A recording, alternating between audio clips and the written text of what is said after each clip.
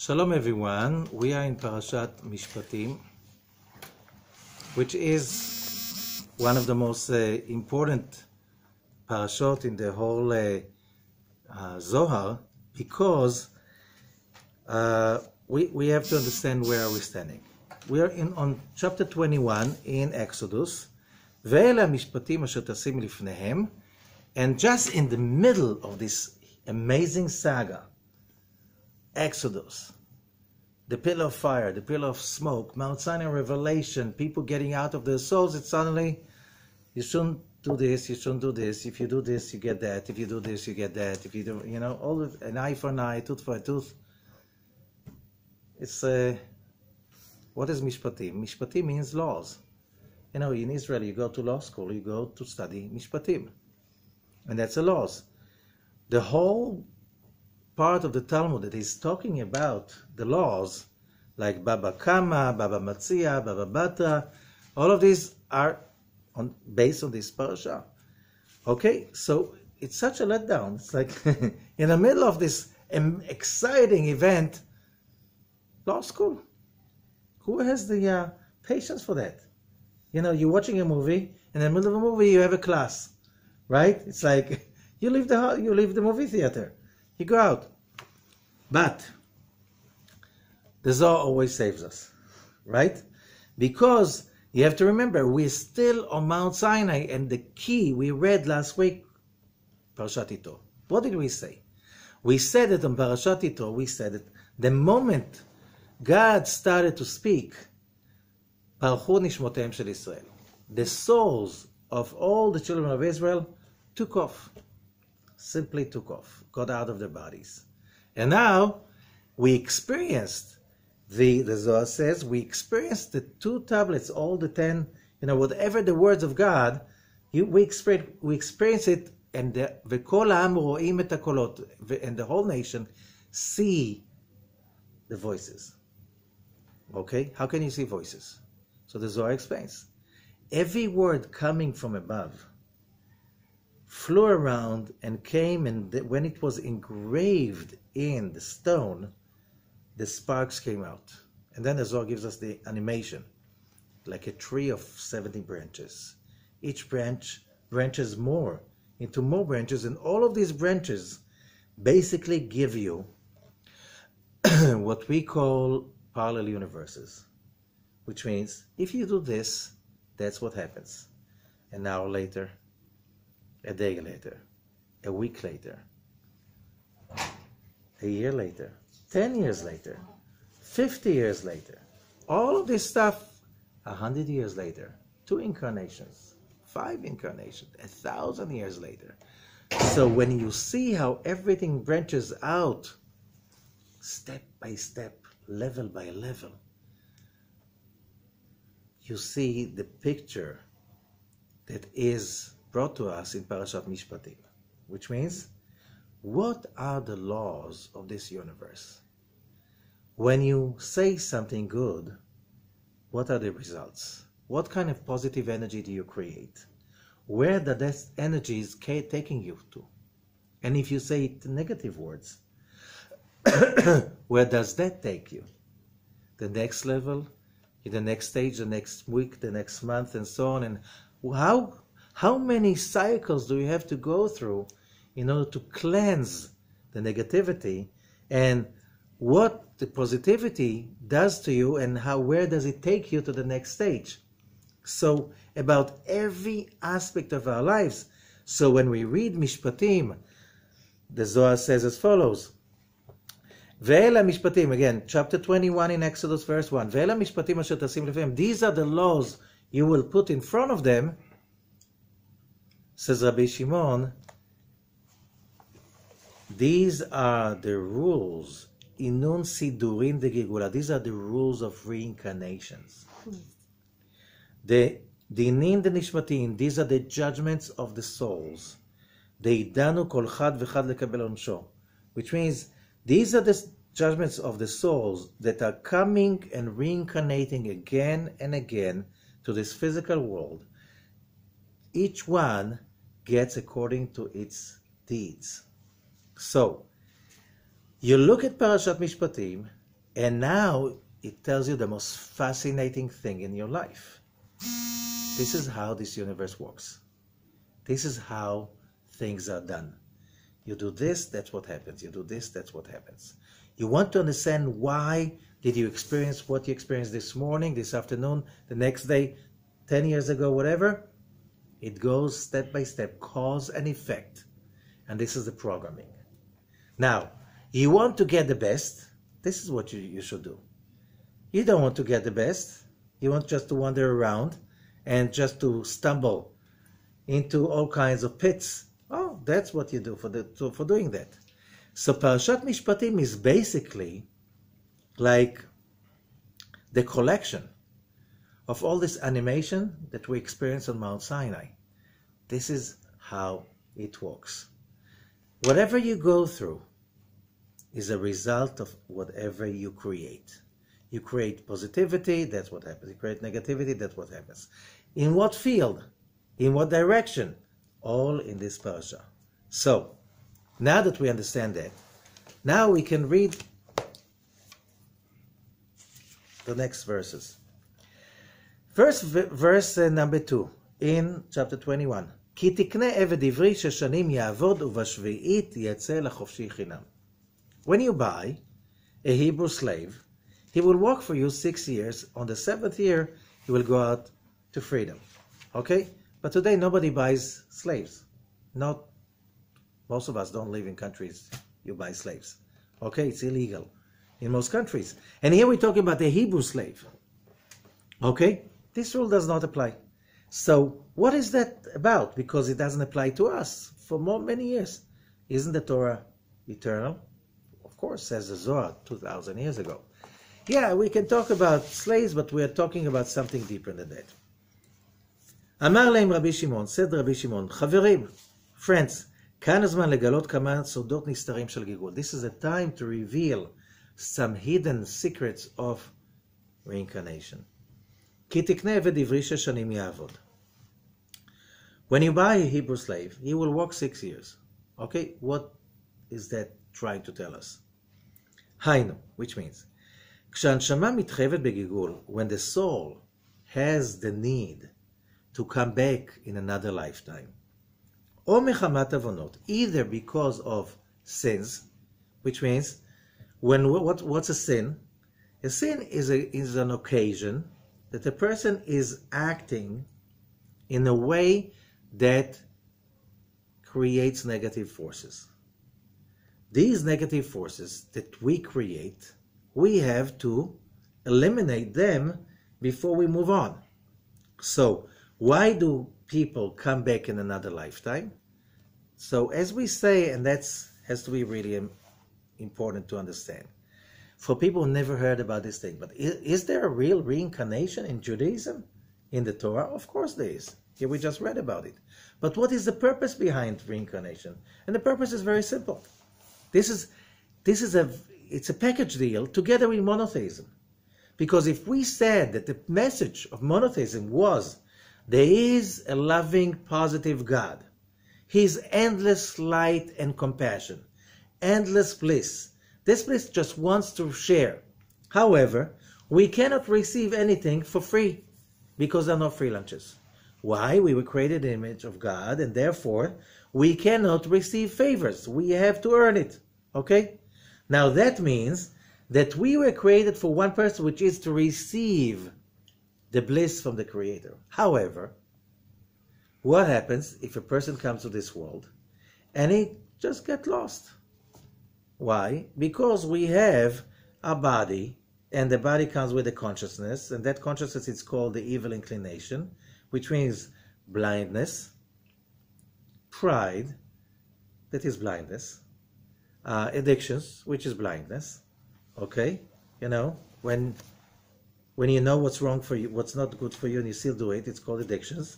And it makes you blind at that moment because you still do something that you know is going to hurt you. Correct?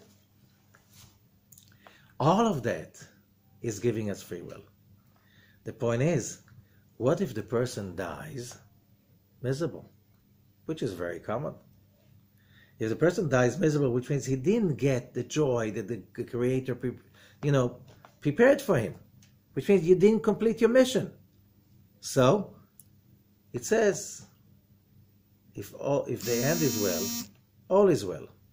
And if it's not well, it's not the end. Which means there's another cycle. You come back and you continue from the place you finished. And you try all over again.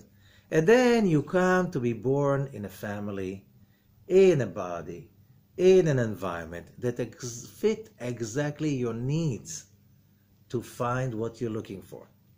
You know, a lot of people, they have a problem. They're in denial.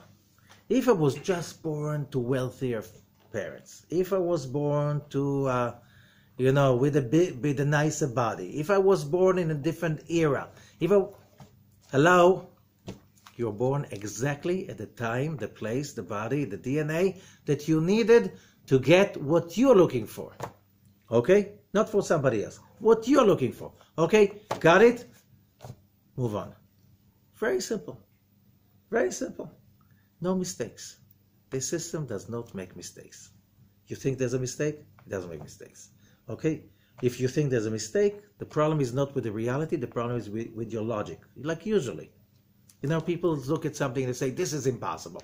When do you say that? After it happened. Which means if it happened, it's possible. So why are you saying it's impossible? Just to show that our logic is not totally equipped to deal with reality. Okay?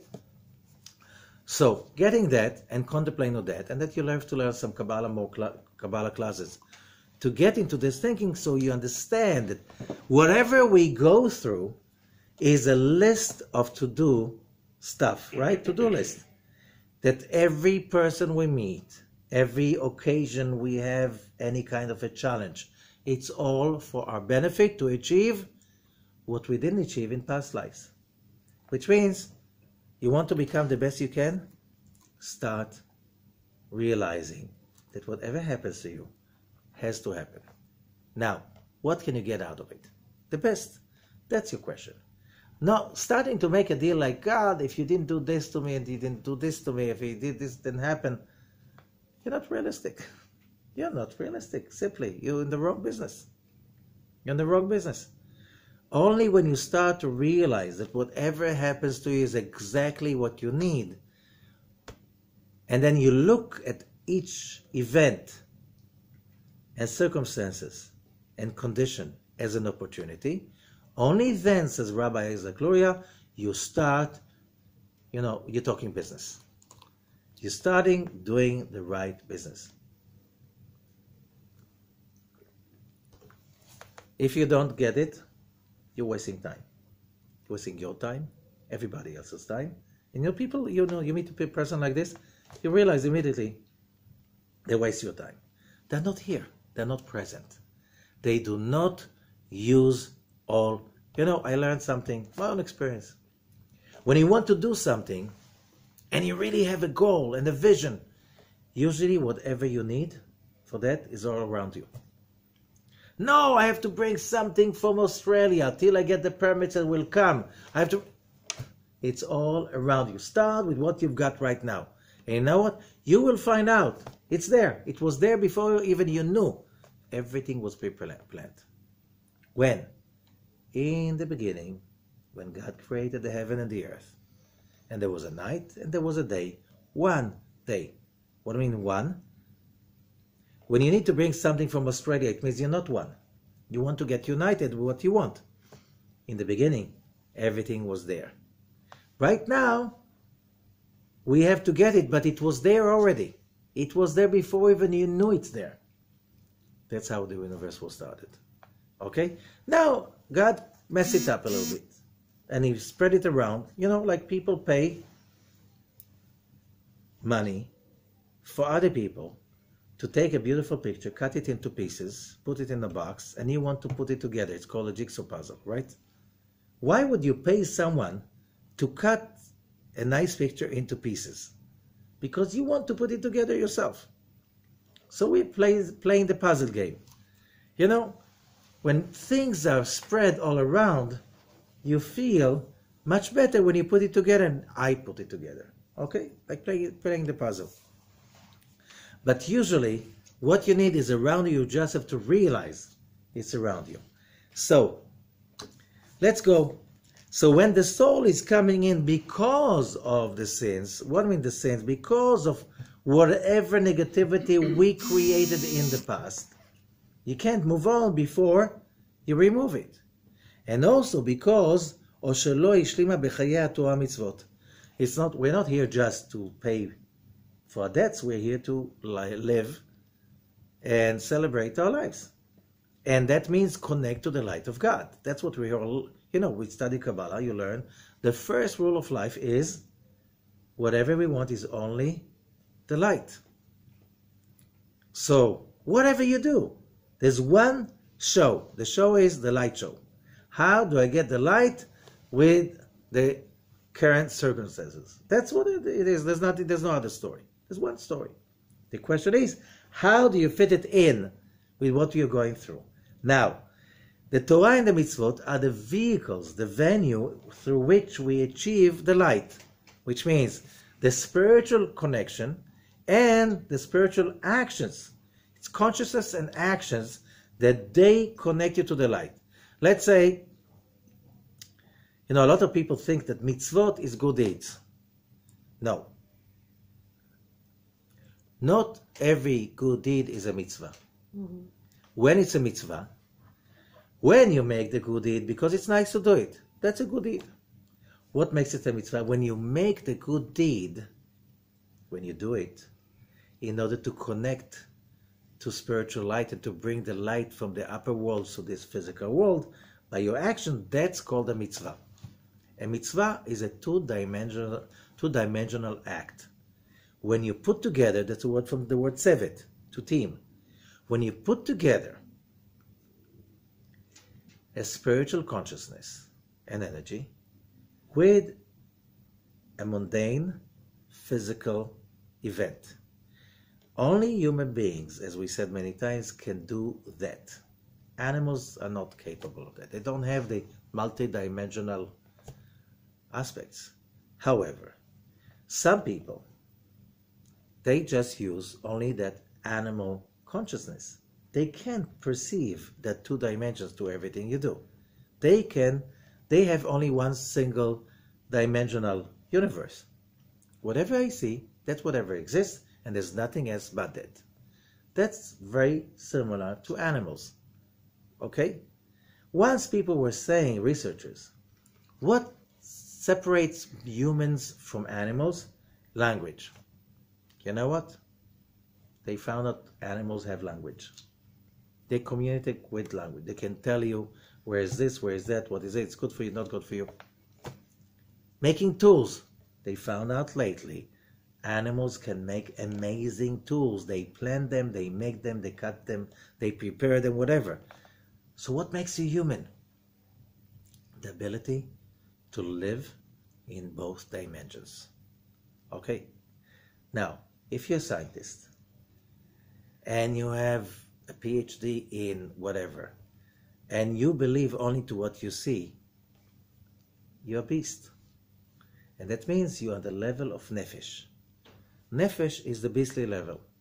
Now, two levels of nefesh. One is nefesh behemit, which is beastly nefesh. And you know what? You can watch it on YouTube. You go to the field and you start to play music.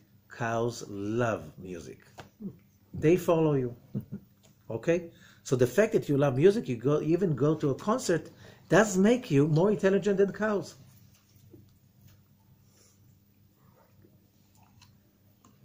Okay? So what makes you accept that maybe you can write music?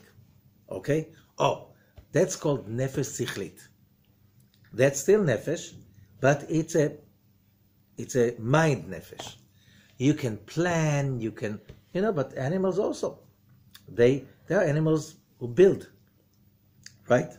Termites, bees, very sophisticated structures that can last for very long. Beavers that can change the face of the earth. Okay? So what makes us different? The ability to merge the spirit, the soul, and the physical body. That's what makes us special. For that you need ruach. Ruach is a level above it. What is Ruach? Ruach is that level that it's not enough for you. It's boring for you. Just to eat, to drink, watch movies, listen to music, and it seems like something is missing. And you start to realize that going against your nature, rising above the mundane physical nature and connecting to the universe beyond, to the dimension beyond, that's what you're missing. And when you reach that place, and that's why you have the ability to ascend in every occasion to a place of multidimensional universe with a purpose, with a direction, with meaning that is bigger than your own physical life. That's what makes you human. That's called spirituality. Oh, a lot of people, they think they're spiritual. The moment you just touch them and they get just discomfort, whoa, there is a riot. It's still like, you're not supposed to make it uncomfortable. Spirituality is the ability to cast vision and a meaning into every experience. And that means that you can endure pain and discomfort because you can fit in the purpose and the bigger picture. And the sacrifice of the immediate desires and addictions for the purpose of the bigger picture, with a bigger meaning that has nothing to do with the needs of your own body. How do you know it's my body? Because, there are lots of stuff like leadership. Animals don't have leadership. If you are an animal that belongs to a clan, to a group, you have leadership. You're leaders, you have alpha males, alpha females, beta, all of that stuff. You have it among people. What's the difference? And by the way, you can have it with geese. What's the size of a brain of a goose? Spoonful? This is the size of the hardware you need to be part of a community, right? What about being married? The little birds, the size of the brain is even maybe a quarter of a teaspoon, okay? And they have amazing life of marriage. They marry for all their lives. They can live maybe 5, 10 years, and they have a beautiful marriage life, okay? So what's the size of the hardware you need for marriage life? Quarter of a teaspoon, okay? So what makes it, so why do you have like more than a kilo of a brain? We're supposed to have some more. We are supposed to play with multidimensional existence. So therefore, let's go back to what the Zohar was saying. So the soul comes back to be born and to complete whatever it's supposed to complete with life on this physical world in a physical body. And that is included 6 madregot, 6 madregot, 6 steps, 6 levels. Chesed, Gvura, Tiferet, Netzach, Hod Yesod. We have to conquer those levels. How many days a week do we work? 6 days a week. These are the 6 levels we have to overcome on our physical lives. Okay? ולכן 6 שנים יבוא, that's why it says 6 years. He will work 6 years. Are we talking about calendar years? No, we're talking about the dimensions. You have to master. Why? You have to fix these levels. However, אם הנשמה היא מצד השכינה, but if the neshama is from the side of the Shekhinah, the divine spirit, the divine presence, that's the 7th level. What's the 7th level? Shabbat. Okay? This is above. What does it say about it? Yetzeh lachofshi chinam. On the 7th year, he will come out free. Will be to freedom. Okay? כי צדיק שזכה לנשמה ממלכות האצילות, אין בו מלאכה. On that level, there's no work. What do I mean work? It's Shabbat. What is work? You can have on Shabbat a party, a bar mitzvah, let's say, and you invite 200 people. Let's say you have a big house, You don't know how much does it weigh to carry cholent for 200 people. Why is that okay on Shabbat? It's very heavy. And what about the rest of the food? No. Work is called berurei hamochin. Work is to sift through and to separate between what is good and what is not good. Give you an example. Making cholent, making food for Shabbat. How much garbage do you create when you make food for Shabbat? A whole lot of it, right? Why? That's called work. What does it mean? To separate between what fits and what doesn't fit, and to make what fits ready and prepared for consumption. This is what you do during the 6 days. On Shabbat, you don't do that. Why? Because Shabbat is a different mind wave. On Shabbat, you deal only with whole systems. You're not dealing with right and wrong. You're dealing with already what is complete. It's a different frequency. So, the lower level souls, they have to always tell between what's right and what's wrong, what fits, what doesn't fit, what you sort out and what you take in. Okay? That's the 6 days we have to work, right? Sheshet yamim asher bara Elohim la'asot. These are the 6 days of the week, and these are our life days. Our lifetime is about what? It's about telling what's right and what's wrong, and learning to discern between good and evil. Thought, action, purpose, physicality, money. There's dirty money and there's holy money. There's they are fit. There's stuff that is good for you, there's stuff that is not good for you. Food, whatever, what fits, what doesn't fit. How do you say fit in Hebrew? Kasher. Fitness. What's fitness? Kosher. Kosher. That's, you go to have your, fitness room. It's called in Hebrew kosher. Fitness is kosher. Right? You didn't know that. It's not about, oh no, this is clean. Yes, it's clean from unfit stuff. It's fit for consumption without the stuff that doesn't help you move forward. So life is about sorting out. And you know what? What happens when you sort out? It's tiring and you get dirty, right? Because it sticks on you. Sooner or later it sticks on you. So that's why every 7 days you have Shabbat, which is a time to let all of that behind and to connect only to wholesome. And that's why on Shabbat, different rules apply on Shabbat. You do not sort out on Shabbat. Even take the bones. You're sitting and you're eating. You're not supposed to take the bones out of your plate or out of your food. Why? Because that's dealing with things that do not fit.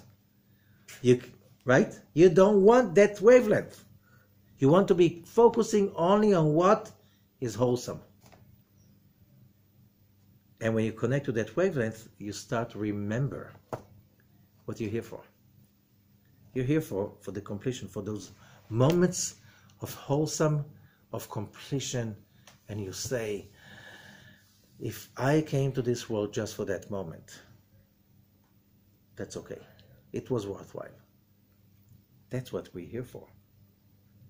So, that the Zohar says there are 2 stages. There's a stage of the slave. Who's the slave? That's the 6 days. That's the 6 years. That's the one that is working, sifting through, sorting out. Fits, doesn't fit. Works, doesn't work. It goes, it doesn't go. That's why, that's why the whole thing, all the rules are called halakha. What's the shoresh of the word halakha?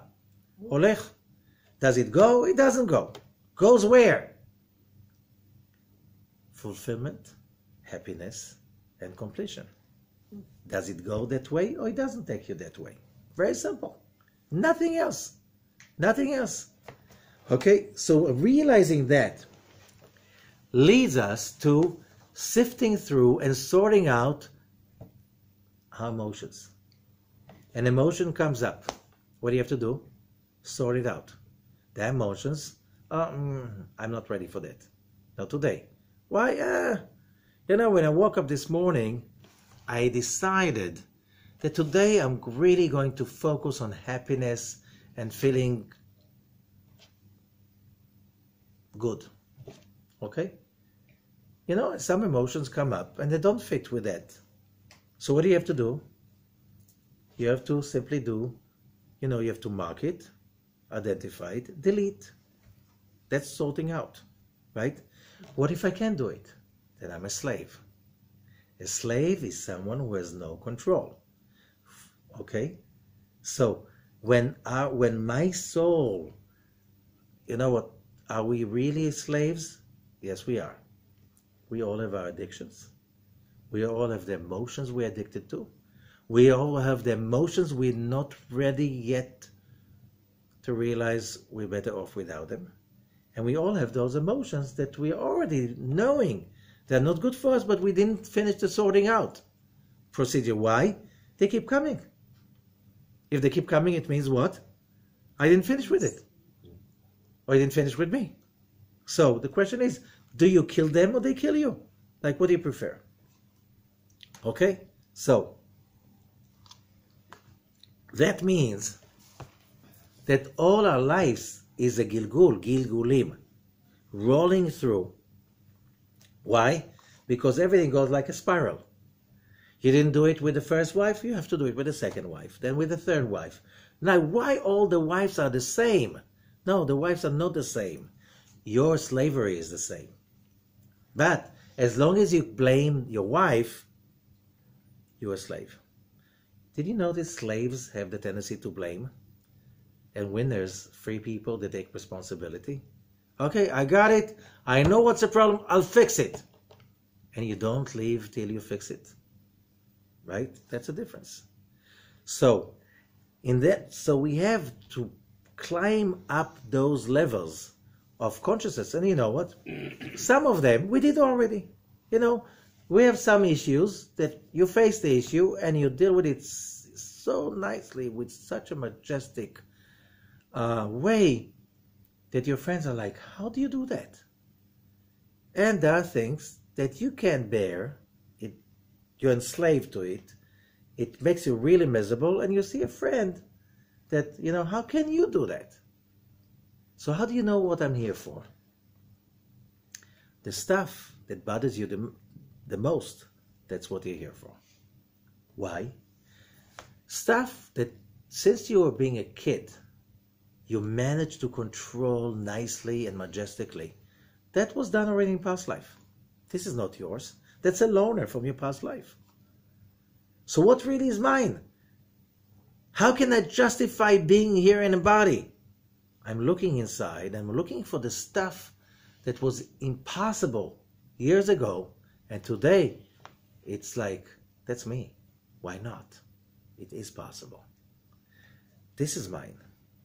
So you want to know do you really have a self-esteem or not? You just look backwards. Is there anything that I couldn't conquer, that controlled me, made me miserable, but now I'm holding it in my palm and I can control it as I want? If I do, that's an achievement. That's a gain. That's called tikkun. This is something that can stay forever. Stays forever what? In the journey of the soul. If you don't, it will come back. Next hour, next month, next year, or next life, if you don't take the opportunities. Okay, so Rabbi Ashlag is saying, Rabbi Shimon is saying, there are two basic levels of souls, or you can have those aspects in your soul, because you can have aspects in your soul that you are not a slave anymore, and there are aspects in your soul that you are still a slave. You're still busy what? Fighting or blaming. When you're fighting, you're already winning, right? Because you're on the way out of being a slave. Okay, let's continue. Now, so we have that. We can go on to many other topics. So that's, we understand already the first few verses. As you buy a Hebrew slave, Okay? And what does it mean? That you have two kinds of souls, or two aspects of the soul. One part is a slave, which means that's a job. And by the way, what gives us satisfaction? Fulfillment. What's fulfillment is a result of what? Hard work. So, what can we get more fulfillment? Bad attributes or good attributes? Bad ones. Because the good ones, you already have them. There's no pleasure dealing with them. It's like, and you can't like brag with them because it's not, you're born like this. It's not your tikkun. You didn't do anything about it. It's your past life who did it. This lifetime, that's what counts. So where can you make the biggest profit? Changing negative traits, changing negative attitude, transforming pain and misery in your life. So where should you focus on if you really want to feel that you're rich? Focus on your dark spots. Focus on the painful ones. Focus on the stuff in you that most people are running away from. You know, it says that one day the angel of death came to the Creator and he said, look, God, every person around the world runs away from me, except one of them. Rabbi Shimon Bar Yochai, not just he's not running away from me, he's chasing me. He's chasing everywhere I am. He shows everyone, here he is, chase him, get him. I can't live like this. It's either him or me. If he doesn't go, I quit. Since we're here for the challenge, Rabbi Shimon had to leave. So he got a message, you know what? You have to let the angel of death to work, because that's his job. He's nominated for that purpose, to scare people. They have to run away till they come to a place in which they realize there's no running away from here anymore. And then they face the pain. Then they face death. And they face it and they fight it till they win. And when they win, they feel godly. They feel godly. They feel a purpose. They feel a meaning. They feel like, you know what? All what I went through, I love it. Look what it brought me, that pain, that death. It brought me to the place I finally feel I found life. Because that's life. That's why you need the angel of death to scare you, till you fight him back. A real fair fight. Rabbi Shimon kind of he just got the thing out of it. He scared the angel of death so much there was no game anymore. So, choose a day and leave. So he chose Lag BaOmer to leave, the 33 days day after the Exodus, and he left because he knew when he leaves he will hurt darkness more than anything else. Because even if I leave, there will be some vendetta, because that was a very negative day. But Rabbi Shimon revealed so much light. Since then, it's never negative that day. Okay, so now there's another, and the next verse, verse 3. Im begapo yavo begapo yetzeh. If he comes by himself, he will leave by himself.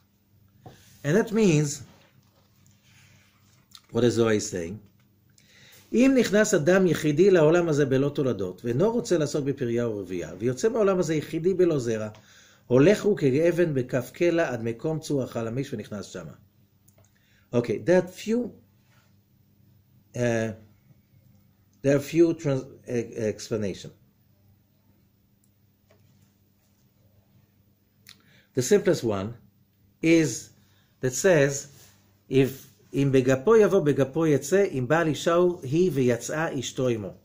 If the person comes to this world, and he comes and he finds his soulmate, okay? If that's his soulmate and he finds her, he will probably, can meet her again in next lifetimes, if he does the work for it. But in begapo yavo, if he comes by himself, which means his soulmate gave up on him already. And we know through Kabbalah that men, who's more spiritual, men or women? Women. That's no. Which is the stronger gender? The women. Why? They're more spiritual, they're more balanced, and they need less accessories to get to the point, right? Spiritual. I'm not talking about the women that are here to challenge the men. Some of them, they come really to give some men very hard time, okay? To get them through the boot camp, okay? I'm talking about working together. Now, of course, there are men who are very spiritual, but, on general, usually most women that they raise 3 kids and a husband, right? They have to educate all of them. How many times do I have to tell him? How many times I have to tell him not to open his mouth, not to behave like this? It's like it never ends. You see, like people in their 80s, and the woman is still educating her husband. You shouldn't sit like this by the table. We're married already 50 years, 70 years, and you still do that. Like she's still educating him. Why? Women have extra soul. Okay? And the result is that sometimes women do not want, as the Zohar says, to come down to earth because they already did the job, but he has to do the job. The problem is he can't do it without her. But sometimes he doesn't do anything for that purpose. And she stays up there. She says, when he shows that he's serious, I'll come. Right now he's not serious. The last few times. In Begapoyavo, if he comes to this world to reincarnate by himself. And then it says, Im Adonav, that's verse 4. Im Adonav iten lo isha. If his master will give him, who's the master? The Lord of the universe. If his master will give him a woman, ve'yalda lo banim uvanot, and she gave birth to him with boys and girls. Ha'isha ve'yiladea tiyeh ladonea v'hu yetze begapo. The woman and the children belong to the master, and he lives by himself. What does it mean? Most men, because they don't, Rabbi Zakloria says, you want to marry your real second half, you have to, you have to work for it. Oh, do I have to be righteous? No. If you're righteous, you don't need a wife. You're already okay. So how does it work? I say this is like mortgage. When a couple wants to buy an apartment, do you have to bring all the money up front? No. You can bring a down payment. And you have to show the ability to pay the mortgage on a regular basis. Which means you have to show you're serious. Otherwise you don't get the mortgage. You show that, they give you the mortgage. Then you can buy the apartment. You buy the apartment or the house. Does the bank come always every few days, every day to show, oh, that's my house, and you live in my property? No. It feels like your home. He has to pay the bills every month regularly, but except from that, they don't bother you too much. Correct? Same thing. When a man has his time to marry his soulmate, he has to show, first of all, he has to bring a down payment. You have to show some record of a real serious spiritual work. Are you supposed to be complete already? No. You have to show that you can pay regularly, that you're already on a pace that yields profit every month, which means you're already on a pace of really doing the job. Now you can find your soulmate. And what if she's just in the next pub? I went to look for her in this pub, and she's on another pub. Says Rabbi Zakloria, even if she's over the seas, she'll be brought to you. And you bump into her. It was the most illogical thing, and you would find yourself married to her because you have the merit. So, look, looking for a soulmate is whoever knows what I'm talking about, it's a very tiring thing. A lot of people get so tired looking for them, so finally they compromise for anything. Just let it be. Okay. The problem is people invest in the wrong place. You invest in looking. I always tell about these 2 friends I had, soulmates. They were on a journey, spiritual journey, and they met each other in India. Just to find out that they live in Givatayim a suburb of Tel Aviv, door next door to each other. But when they lived there, it never happened that they came out the door, went in and out at the same time. It was always two ships passing at the night. They lived next door, never knowing about each other. They had on a journey to find each other where? In India. Which means, if you're supposed to meet your Bashert, you have to supposed to meet them, you'll meet them. In the weirdest circumstances. And if you're not supposed to, it's not going to happen. So where you have to invest your energy in looking for the person, how would you know that's the person? Or in becoming the person who deserves a soulmate relationships. Now, what if you don't deserve that? Oh, your master will give you another woman. How do you call it? A replacement. You marry her. You have children. You have a nice family. You won't even know. She's not your soulmate. Even if you do a real good job, she and the kids do not continue with you for the next lifetime. Why? It was a loner. Just replacement. Now maybe you deserve to marry your own soulmate. Okay? So, but Rabbi Ezekiel says it for that case. The moment the couple got together, there's no two people in the world that fit to each other more than these two. As it says in Proverbs, would two walk together unless they were meant for each other? Yeah, but it doesn't look like they fit to each other. How it should look like? It's very simple. When two people are together, which means they have the exact qualities they need to reflect to each other what they have to see. Okay? This is the best you can get. Do the best out of it. Okay? What other choice do you have? Complain? That's not a choice. Only slaves complain. Winners know whatever is around me and in front of me, that's my tikkun. And if you run away, you'll find it somewhere else. Oh, you even talk like my previous wife. You know why? Because you didn't do the job. You didn't do the job. That's very simple. But there's another way. Okay. Says the Zohar, Im Adonav iten lo isha, if his master will give him a wife. Who's Adonav? It's the master of the universe. Iten lo isha, medubar b'mi sheishtadel. Who will give him a wife? Somebody who really made the effort. Okay? So he comes to this world to have the mitzvah of marrying a woman. So you understand, as a mitzvah, it means marrying a woman. It's not just, as I said, birds do get married for their whole lives. Geese, they marry for a lifetime. You have that in the animal life. So what's so special about getting married? The question is, do you get married like them to bring children to the world?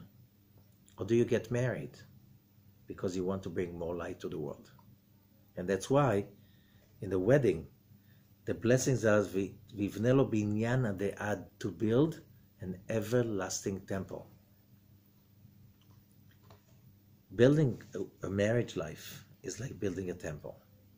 If this is the consciousness, we get together so together we can bring more light to the world. You're up to a real marriage life. If not, any animal can breed, right? What's so special? Why do you need to be a human being for that? It's much more complicated. I always say, getting married is building a production company. First of all, you have to produce the wedding, right? Which is a nice scale of a production, right? Setting the invitations. First of all, the list of who's going to be invited, who's not going to be invited. Then choosing the menu, the place, all of this stuff. This is a production. And after that, is it over? No, you have to produce a life. You have to produce a home. A home is not just four walls. It's to produce a home, a place that is good to be in. Then you have to produce children. Every child is a production by itself, right? doctors, medicines, education, whatever. It's a production for a lifetime, right? So every couple is a production company. The problem is, if you don't have the spiritual mitzvah dimension, it's tiring. And you know what? Most people choose today not to do that. Why? Because they're not into productions of something else. They want to produce only my own happiness. And to have other people on the same account, why should I? I want to care about myself. And then they wonder how come they're so miserable. You know, I'm producing my life. And I have the best clothing, the best apartment. It's also production. Why is it not satisfying? Because it's not a mitzvah. A mitzvah is whatever production you do is in order to reveal light, spiritual light for yourself and for others. So, and then it says, but if the person doesn't do it, מכאן שאין הדבר נתון בידיו של אדם לשאת אישה. It's not, marrying a woman, it's nothing in your hands. When the moment comes and you're supposed to do that, it will happen. How many people find themselves married like, how did that happen to me?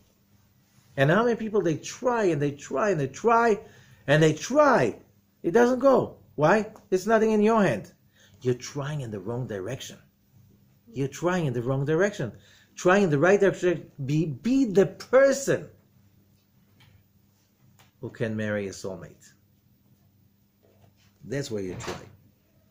אלא הכל עולה במאזניים. Everything comes up on the scales. לשקול משקל זכויותיו שעל פיהם יזכה באישה. ורק אז, you have to make, we said to get a mortgage you need a down payment.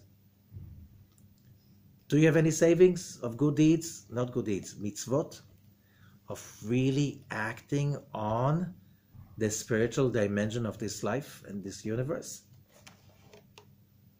ורק אז ייתן לו אישה. Then the master of the universe will give you your second half, a woman. שאין הדבר נתון בידיו. It's not in your hands. It's not, you don't have free will to get married. Where is free will? It says, הכל בידי שמיים חוץ מיראת שמיים. Everything is the hands of the heavens, except from awe. What's awe?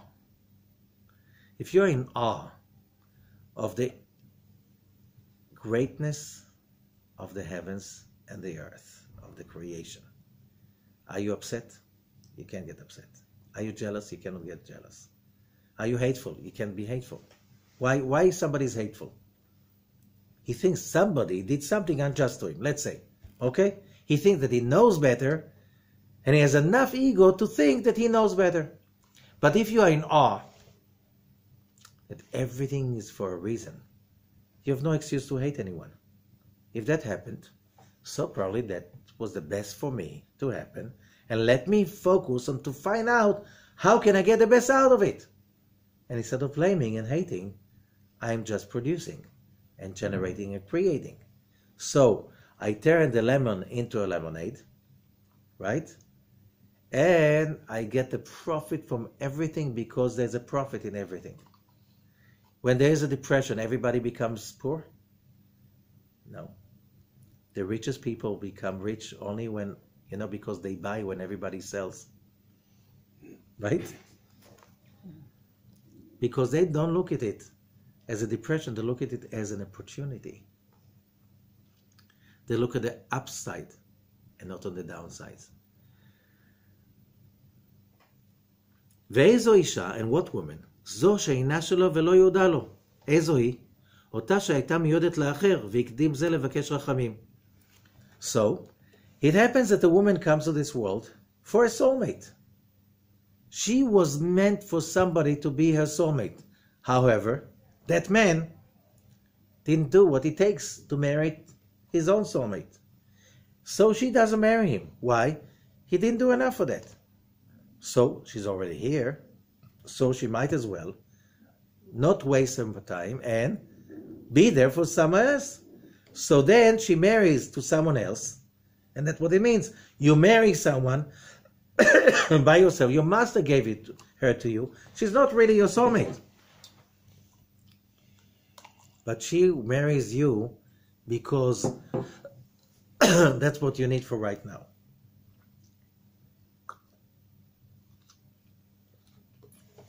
She can see what's wrong with you. You can see what's wrong with her. What's the mitzvah over there? Two are better than one. You can work on it together. When two people have the goal of working on it together, everything goes. Yes, he is short, she is tall. He is poor, she is rich. Whatever, whatever you call it. She is a biologist, he is a basketball player. They have nothing to talk about. Yes, if it's not for the purpose of a mitzvah, they have nothing to talk about. You know what? They never have something to talk about. But it's for the purpose of mitzvah, which means they have one goal, to bring this world to a better place, to bring light to this world, to enlighten themselves and for others. They always have what to talk about. They have a common goal. Then it doesn't matter if he's like this and she's like this, then everything goes. Then you see couples that are made of people coming from such different backgrounds. As Rabbi Zachary said, from over the seas. You will never think that these two worlds can live together. Oh yes, they complete each other. Because they have a common goal. To be light. To be of help for the world and for the universe. Okay. So you understand basically the whole story of the Zohar and Parashat Mishpatim is taking one mitzvah after another. One rule after another that looks like a law that is taken from the courtroom. And it's not.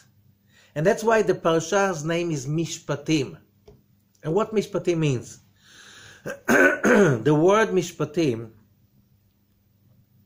Mishpat, is being translated by mistake to judgment. The word for judgment in Hebrew is din, not Mishpat. So what is Mishpat? Shofet is wrongly translated into a judge. No, a judge is Dayan. Judge from judgment, Dayan from din. So what is Shofet? Says Rabbi Brandwein. You know, the most famous two opposites are water and fire. They can't mix, right? Can you get them to work with each other? Yes. You put a pot, fill it with water, and you put it on the stove. How is that verb called in Hebrew? Lishpot. It's not exactly the same consonants, but the taf and the tet sound the same. Lishpot means in Hebrew with the tet to judge, to be a shofet. It's like what happens in court. But what is the pot doing? Oh, maybe that's the word pot coming from, lishpot. Okay? The pot makes sure that the water does not destroy the fire and the fire does not destroy the water. Right? So you can have boiling water, you can make tea out of it. Correct? Instead of putting off the water, the fire. So it's a symbol for balance. It's for mediation. The purpose of the shofet is not to judge the offender. The purpose of the shofet is to balance the offender. What's a symbol of court? Scales. Why? Because it's from the Hebrew, the Hebrew verse Moznei Mishpat, the scales of court. So the purpose of court is not to get even with the perpetrator, with the criminal, or there's someone who made a mistake. No, the purpose is to get him back into balance. And that's called Ishpot. The problem is that our court system is not doing that. As we said many times. Okay, you send somebody to jail. You know, so let's say somebody stole. It looks like court today does not care about compensating the victim and educating the perpetrator, right? It's about getting even. What's getting even? Send him to jail, okay, for 10 years, 20 years. And after he leaves, he paid his dues to society. Yeah, did he pay? You know how much does it cost to hold an inmate in jail? How much it costs to you and me, to the taxpayer? Does he pay for that? Did he pay to society? No. If before that he was owing less, now he owes much more. How many lifetimes does he have to reincarnate in order to pay that? A, he didn't compensate the victim. 2, he owes the society that he took from. And that means how many people that leave jail are being restored to normal life? The numbers are not so happy, right? Why? Because the system is done wrong. By the way, you read the whole Parashat Mishpatim. There's only one form of jail. Sickness. When you're sick, you're in God's jail. He put you to bed, you can't go anywhere. You're in jail. That's jail. Who pays for it? You pay and your family. Why should society pay for that you're making an offense against society? Okay? Why should that be? The Torah does not give any form of jailing a person, because what good will that help?